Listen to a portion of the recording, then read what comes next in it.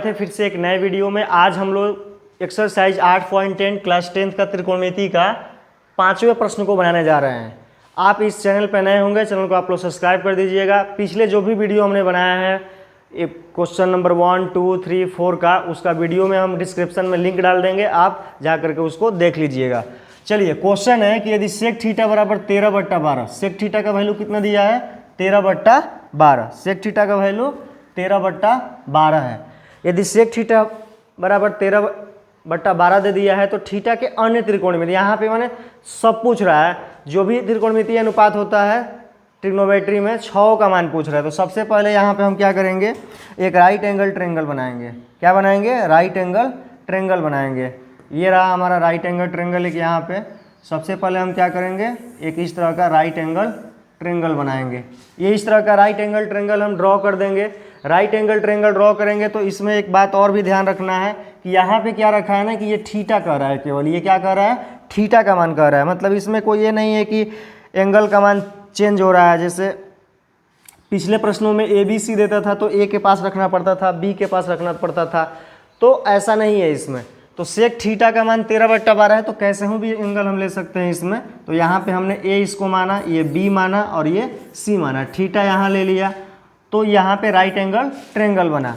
अब sec theta का जो रेशियो होता है कॉस का उल्टा होता है। तो कॉस का रेशियो क्या होता है, कॉस का होता है b/h होता है। तो सेक को पलट देंगे ना तो h/b हो जाएगा। यानी यहाँ पे सेक का जो रेशियो दे रखा है वो सेक का, देखिए यहाँ पे जब इसको हम हल करेंगे, ये इसको जब हम हल करेंगे तो सेक थीटा बराबर 13/12 है, 13/12। तो सेक का जो रेशियो होता है वो क्या होता है, h/b होता है। क्या होता है बाबू, h/b होता है। तो h/b यानी यहाँ से इसका वैल्यू दे दिया है, h का वैल्यू दे दिया है कितना, h का वैल्यू कितना दे रखा है, h का वैल्यू दे दिया है यहाँ पे 13, h का वैल्यू कितना दिया है 13, b का वैल्यू कितना दिया है 12 और p हमको क्या करना है, फाइंड आउट करना है। तो आपको त्रिकोणमिति में बताया गया है, पिछले वीडियो में हम बताए भी हैं कि जब भी इस तरह का प्रश्न आए तो आप डायरेक्टली फार्मूला यूज कीजिएगा। तो यहाँ से हमको देखिए इसका मान हम भर देते हैं। h का जो मान निकला है वो कितना निकला है बाबू, तो h का जो मान यहाँ पे दिया हुआ है वो दिया है 13 और p का मान जो दिया है वो कितना दिया हुआ है, h का मान 13 दिया है ना। तो यहाँ पे थोड़ा सा इरेज कर लेते हैं, यहाँ नहीं भरा जाएगा। ये h का मान 13 दिया है, तो h का मान ये हाइपोटेनस 13 हो गया, थीटा के सामने है तो ये p होगा, ये h होगा और ये क्या होगा, b होगा।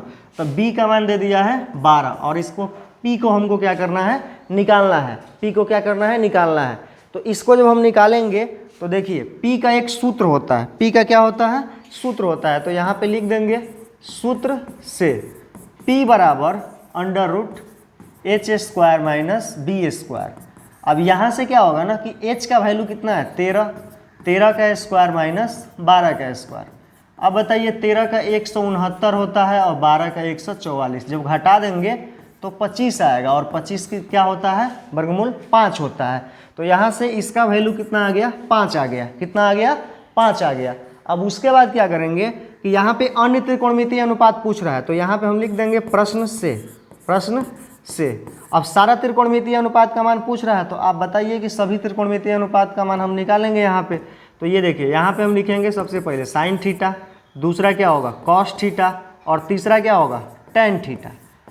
3 को याद रखेंगे, बाकी याद हो जाएगा। साइन थीटा का रेशियो p/h होता है। साइन थीटा का रेशियो क्या होता है, p/h। साइन थीटा का रेशियो क्या होता है बाबू, p/h होता है। p/h क्या होता है, p/h। इसका होता है b/h, इसका होता है p/b। इसमें मान आप पुट कीजिए, मान भरिए। p का वैल्यू वहाँ पे दिया है 5, p का वैल्यू 5 और h का वैल्यू कितना दिया हुआ है, यहाँ पे 13 दिया हुआ है। उसी तरह से कॉस का देखेंगे b/h, तो b और h का मान 13। उसी तरह से tan का p/b होता है, तो p का मान दिया है 5 और b का मान दिया है 12।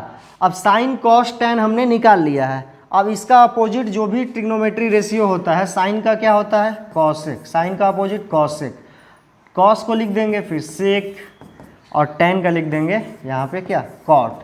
सबको पलट दीजिए, 12/5 हो जाएगा और उसके बाद से ये 13/12 हो जाएगा और उसके बाद से ये क्या हो जाएगा 13/5 होगा। इस तरह से सभी त्रिकोणमितीय अनुपात को आप बिल्कुल आसानी से निकाल सकते हैं। तो अगर आप हमारे चैनल पे नए होंगे तो चैनल को आप सब्सक्राइब कर लीजिए। जो भी बच्चे बिहार बोर्ड 2026 की तैयारी बहुत ही अच्छे तरीके से करना चाहते हैं और मैथ में 100 आउट ऑफ 100 नंबर लाना चाहते हैं, तो वो लोग हमारे चैनल से जुड़ सकते हैं, वो बच्चे हमारे चैनल से जुड़ सकते हैं और चैनल को आप लोग सब्सक्राइब भी कर सकते हैं। आप इसका चाहें तो आप इसको स्क्रीनशॉट भी कर सकते हैं। तो मिलते हैं फिर से ऐसे ही एक यूजफुल वीडियो के साथ अगले सेशन में। उसमें 6, 7, 8 जो भी क्वेश्चन बचा हुआ है उसको हम करा देंगे। तब तक के लिए धन्यवाद।